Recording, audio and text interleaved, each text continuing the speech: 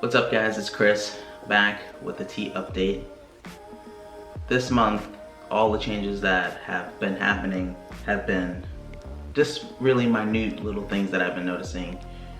Chelsea has noticed that my hands are changing. I don't know, she can't pinpoint how, but she says that they are. I just noticed that they hurt from time to time, so I'm not sure if they're growing or just gaining more muscle, and my hands, I'm not quite sure what's going on with that.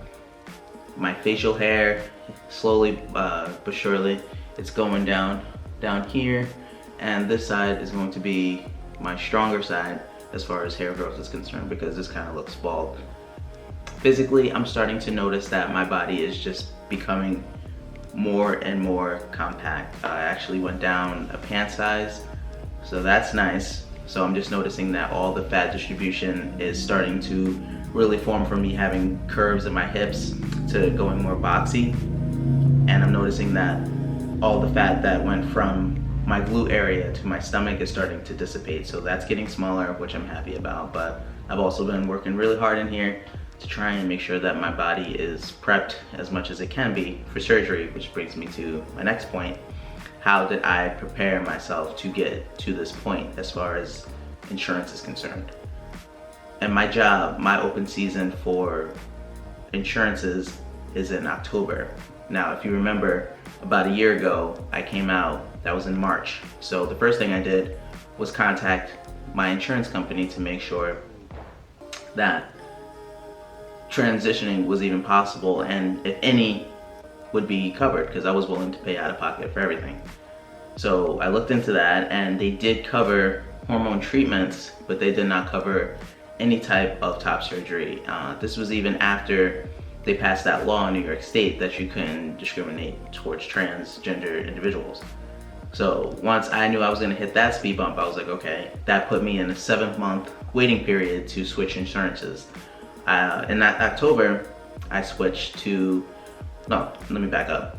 During that 7-month waiting period, I researched every single plan that my job offered to make sure that A, that they were gonna cover hormones, and B, that there was gonna be some kind of financial relief for myself and my family for top surgery.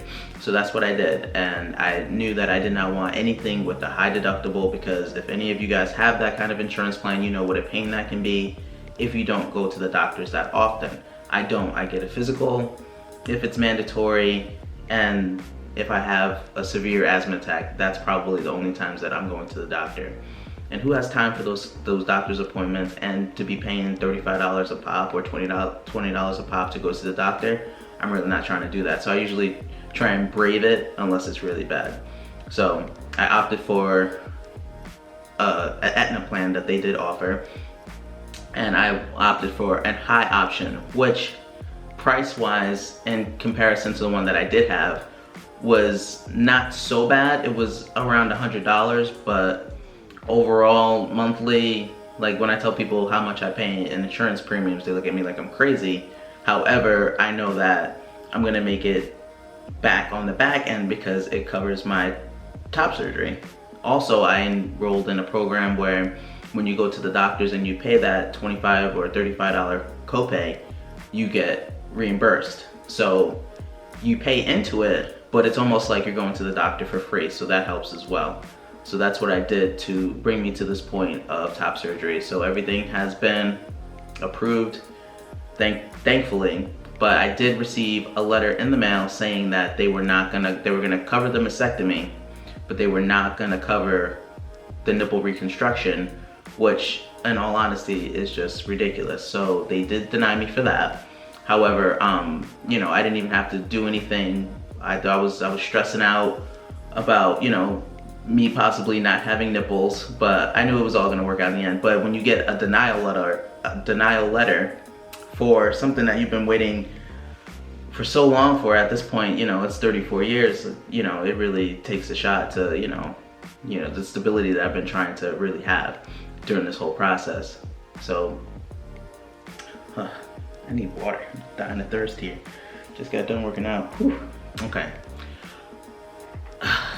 And during this time when I got this letter, I was watching a lot of trans guys that have been at this point in their transition, getting ready for top surgery, And I was following this one in particular YouTuber, and his whole insurance journey was stressing me out. I was stressed right along with him, so I actually had to stop watching his videos for a little bit just to, you know, get my mind straight, because what people need to know, if you're going through this or you're watching somebody go through this, what you see on YouTube may or may not be your experience in real life. Like this guy that I'm referring to, he had crazy problems. He had to be all over these people to get his surgeries approved, where I didn't do anything. They took care of everything for me. So I was blessed in that respect. So I pretty much stressed myself out for nothing because my experience didn't reflect his. So I'm worrying unnecessarily, creating or anticipating problems that